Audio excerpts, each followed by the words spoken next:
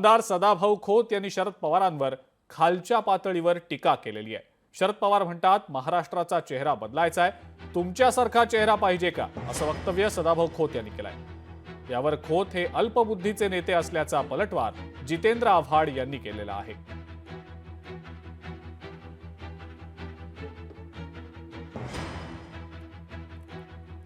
अरे पवार साहेब, तुमच्या चिल्या पिल्याने कारखाना हाणलं, बँका हाणल्या, सूतगिरण्या हाणल्या, पण पवाराला मानावं लागेल, एवढं हाणलं तरी सुद्धा भाषणात आता म्हणतोय मला महाराष्ट्र बदलायचा आहे, मला महाराष्ट्राचा चेहरा बदलायचा आहे। कसला तुला चेहरा? तुझ्या चेहऱ्यासारखा पाहिजे का?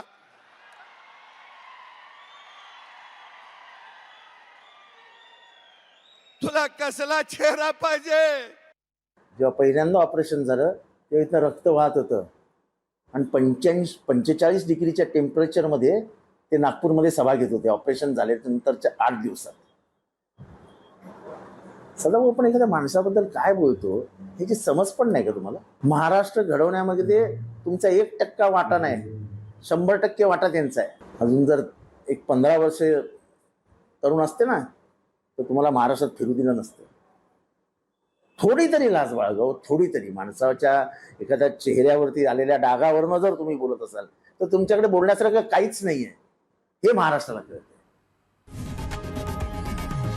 लोकशाही मराठी ऐका, पहा, जागरूक रहा।